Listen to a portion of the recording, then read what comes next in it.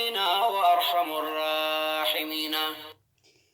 السلام عليكم ورحمة الله وبركاته. أنا أعرف بقى دفتني هرا استري أجابة تكوسين كرسي سدوفه سويلين نمني باجي محمد دان سوامي تكانوف محمد فاتن سوامي كان ولنياتو تكانمو أنتو تتداولا دلقو Ayyee fakkeenyumaaf anamma wantoota akkanaa kana osoo hin taane keessumaa wanta dhimma barbaachisaa ta'e yeroo warraa kana namni wal gowwoomsee wal nyaatu irratti argama. Kanaaf yoo namni sun isa nyaate dura dursa namni sun maal gochuu qaba? Nama san suuraa isaa qabaachuu danda'uu qaba.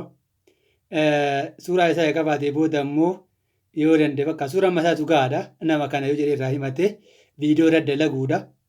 Achi booda immoo akka nama hedduu bira sii gahu nama kuma kudhanii ol fa'a haga kuma 20 fa'a bira akkasii gahu maal gochuu qabda? Ka gara feesbuukaa yeroo biraatti deebina. Har'aa fi sirriitti akkasiin isin qabadha. Garuu asitti wanti isin jedhu tokko yoo jiraate yuutuubii kiyya dhaqaatii ilaalaallee saabskiraayib godhaallee barnoota baay'ee achirraa argattu waan ta'eef waliillee sheer godha akka namni baay'een dhufu jechaadha. Anillee akka hamilee godhee daran wantoota akkanaa wanta barnoota qaban hedduun qabadee akkasii dhufu. Inshaallah saniif amma gara barnoota keenyatti deemna. Walumaa galatti wanti isin beekuu danda'uu qabdan viidiyoo guutuu yuutuub irraa argattanii viidiyoo guutuutti yuutuubii irraa argattu jechaadha inshaallah. Kanaaf achi dhaqaa asillee tiktook illee foloo godhaa isin jechuun barbaada akkasitti fufna inshaallah. Fakkeenyaaf anamma wanni kanaaf fudhu anam fakkeenya isin garsiisuu barbaada. Ani waan beeksisa gochuun barbaanneef isin garsiisa inshaallah. Nafaana buutan. Akkamitti akka viidiyoo keessan beeksisa gootan jechaadha. Fakkeenyaaf isa adisii kana fudhaa isa kana jechaadha. Asi kun bakka kana bakka sadiin kana jechaadha gad tokkodhaan gara duraatti deemna jechaadha.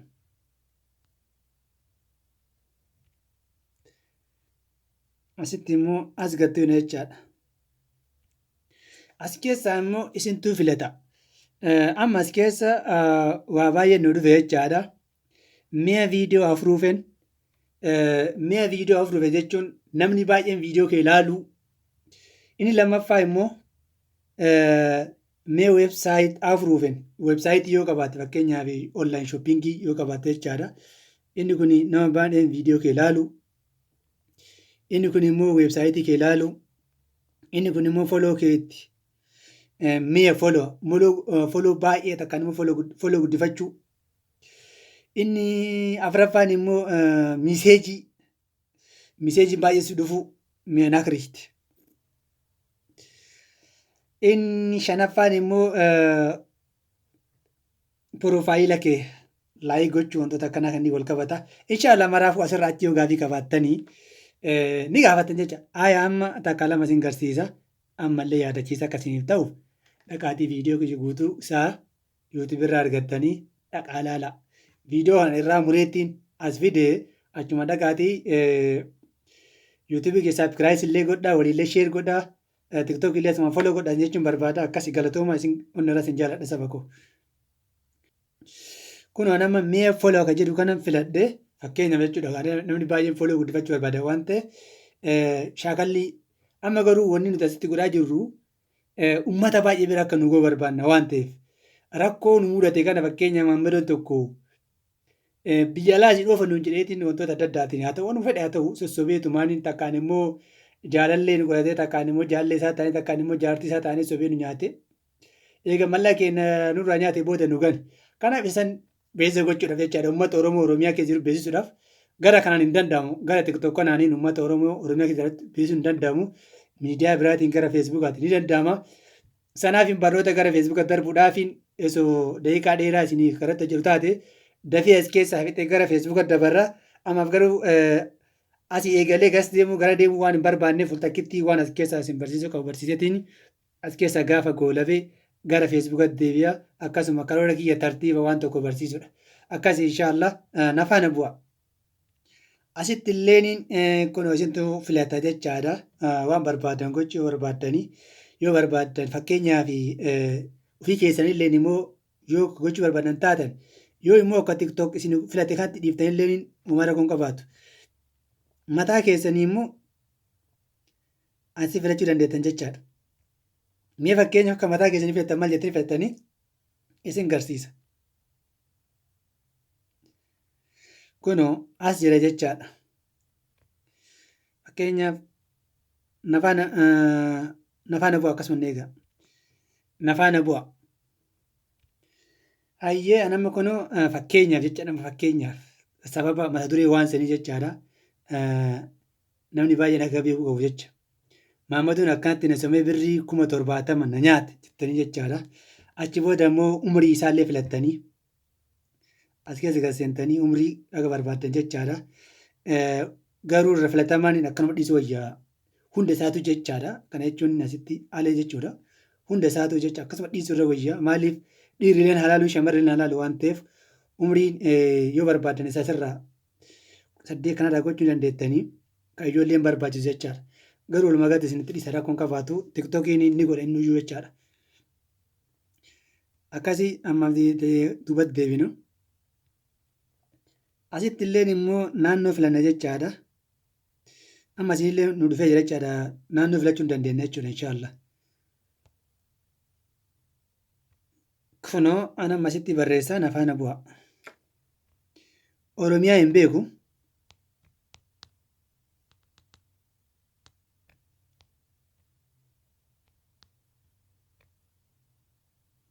Hin beeku jechaadha Itoophiyaa hoo.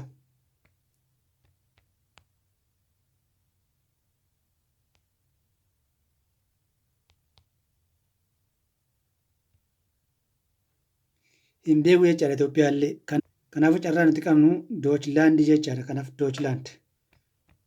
Jarman jechaadha. Amma Jarmannaa dhufa jechaadha. Fakkeenya amma Jarman Oromoo Jarmanii beesa gochuu. Jarman kana jechuun kan Jarman biyya guutuudha waan ta'eef Oromoon Jarman keessa jirtu arguu dandeetta jechuudha. Walumagatti uummanni adiilaan arguu danda'a. Kanaaf akkana gattuu hineetiin isa gubbaa kanarra jiru kana qabanna jechaadha akkuma ilaalan banne. Akkana gattuu hina fudhannee jira kun dhufeera jechaadha. Ammallee immoo hin qabanna jechaadha. Haaya asitti illee xumurree jirra jechaadha. Ammallee isa kan of eegadhaan kana intarastii jechuun waan jaalattu waan feetu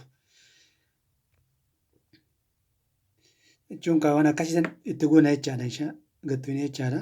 As keessa waan wal qabatu jecha kun fakkeenyaaf wanta waan saniif wal qabatu jechaadha.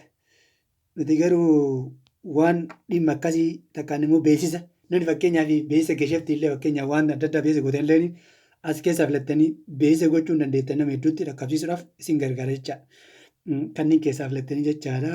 Fakkeenyaaf waa'ee uffataa yoo kan jennu taate waa'ee uffataa namni baay'een shamarran keenya baay'een uffata beeksisa gootan waan ta'eef illee as keessa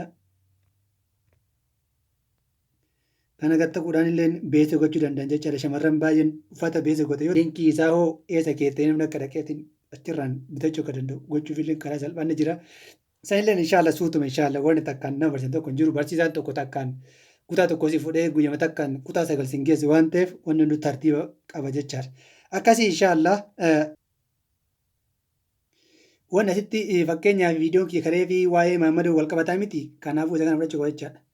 Isa kana fudhachuu danda'u qaba sababiin isaa nu nyaata waan ta'eef Maammadoo gowwoomsee nu nyaate waan ta'eef takkaan immoo Faatee gowwoomsee nu nyaate waan ta'eef takkaan immoo wanta addaattu lammii biyya biraa irraa nu dhagee waan ta'eef kanaaf namni akka nu argu argaa isaallee taatu akka namni nu arginu gargaaruuf karaa kanaaniin naakriift unta haltuun kan jedhu kana filanna jechaadha.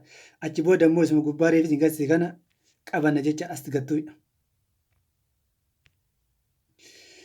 Hayyee viidiyoo guutuu argachuu barbaannan akkuma reefis hin jedhaa ture yuutuubii koo irraa argattu dhaqaatii yuutuubii koo saabskiraayis tolfadhaa akkasiin jalaan banne. Yoo viidiyoo guutuun waraabii viidiyoo guutuu barbaannetti illee koomentii jala barreessaalee walillee sheer godha. Namni keenya viidiyoo dheeraan jaate waan ta'eef kanaafuu yoo viidiyoo kana mureetiin gara tiktok isin fide viidiyoo guutuu barnoota isaa barbaannan tartiiba isaa barbaannan irrallee utaalinaati hordofaa seeraan akkasitti inshaallah barattu asitti illee kunoo jala diimaa kana qabanna jecha inshaallah gara fuulduraa jennaan jecha akkana jenna. Hayyee ammallee immoo gara fuulduraa jennaan jechaadha asitti illee as gattu. Asitti birrii hagam birrii hagam baasuu feeta jedha kun amma fakkeenyaaf asitti birrii hagam baasuu feeta. Nuti amma waan torbee tokkollee gochuu dandeenya, waan guyyaa lamaallee gochuu dandeenya jecha. Fakkeenyaaf torbee gochuu barbaanne akkana as harkifanna. Birrii 10 tanaan jechaadha. Akka achi nuti daballetti.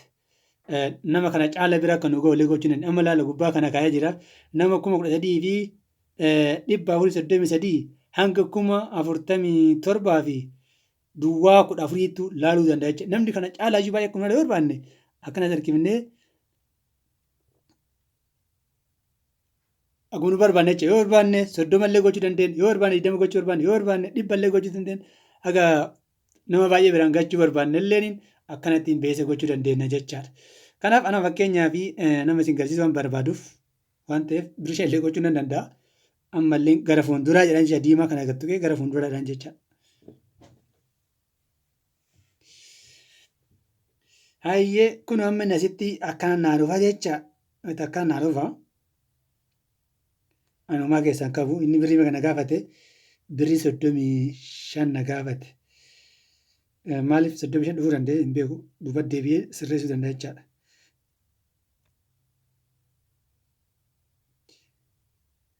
Sirriidha waan torbee tokko ta'ee fi torbee tokko waan ta'eef birrii 35 na gaafate jechaadha.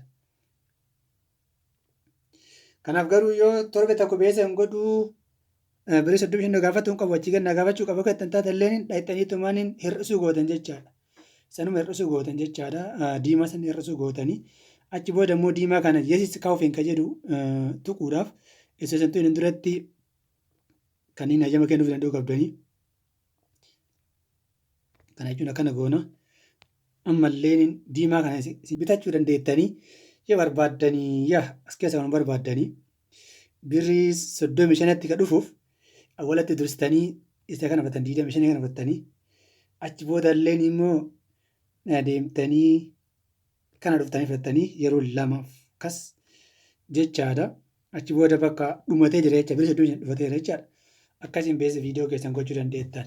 Hayyee viidiyoo kiyya kun kan yuutuubii irraa muramee dhufe waan ta'eef viidiyoo guutuu isaa tiktok kana gubbaa gadhiisuu waan hin dandeenyeef viidiyoo guutuu yuutuub kiyyarraa argattanii yuutuub linkiin isaa kunooti dhaqaa laala. Jumaaniin saabskiraayib tolfadha. Akkasiin wantoonni adda addaa akkasiin jiran dabarre takkaanuu barnoonni akkanaa kun waan isin jira dabarreef ani reef barnoota eegale waan ta'eef inshaallah gara rabbinaa laaffise isin barsiisuudhaaf tartiiba isaa miidiyaalee beeku hundarraa isin barsiisuudhaaf jira inshaallah. Kanaaf kaarraa asitti golamamee jira waan ta'eef barnoota biraatti walitti deebina inshaallah. Kunoo linkii yuutuubii kiyyaa isa kana yoo gattuutan fuudhee nummaanuu yuutuubii bira isin geessu hin daganne bakka rabbiin guyyaa jummaatiin isin ga'e obboleeyyan kiyya gaarii akkasii isinillee bakka guyyaa jummaatiin si ga'e naan jedha komantii la barreessa. Tasarraafte nabii keenya salawaata buusaa sallallahu alaihi wasallam nagaa fi rahmata biratti haa jiraatu inshaallah.